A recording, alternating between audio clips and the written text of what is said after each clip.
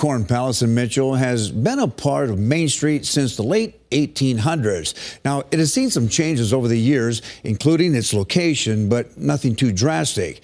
As you're about to see in tonight's Eye on Keloland, there is talk now of doing major renovations to the Corn Palace that'll make it a more user-friendly event center.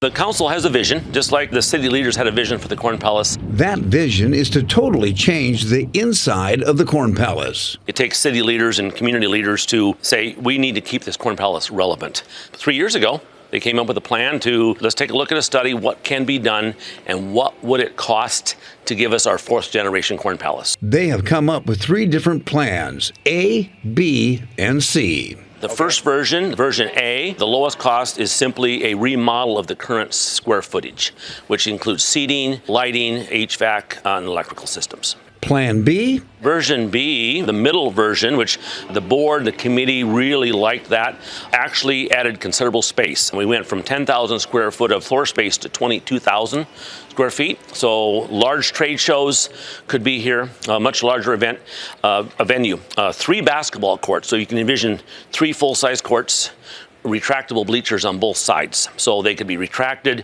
and have youth sporting events. Plan C is the most expensive and would require extending the south wall of the palace out and adding in premier box seats.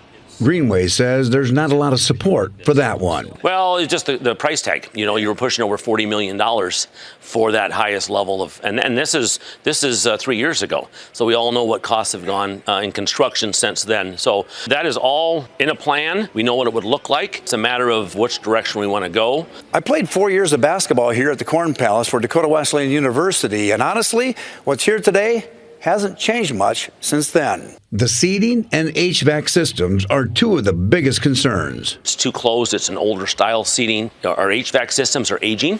And before we have a major outage of some kind with air conditioning or heating, let's get those replaced. Right now, there's no money set aside in the budget to pay for the upgrades. Greenway says that if it happens, it'll probably be a private-public partnership with naming rights and sponsorships. Dakota Wesleyan, that plays its home basketball games here, says it'll be nice to see the palace renovated. It'll be used as a recruiting tool. You know, there's so many events that are going on in the Corn Palace to where, you know, kids dream of playing, you know, in the Corn Palace and, you know, things like that. And I would say the same thing for the Dakota Dome for football, right? It's like, hey, you want to play in the Dome. And I think, you know, the Corn Palace from a basketball perspective is kind of that same destination. And so, you know, when you have high school kids that have that same feeling, you know, being able to recruit to that as, hey, we're playing our home games in the Corn Palace, and the atmosphere that we're able to provide for our kids and our athletes. Every game is a big game in the Corn Palace, and so to be a part of that's a pretty special thing. 400,000 people a year come to the Corn Palace, and approximately 300,000 of those are summer tourists.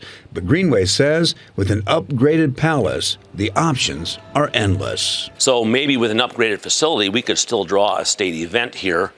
We're located along the interstate in the central part of eastern South Dakota, so we're a great location.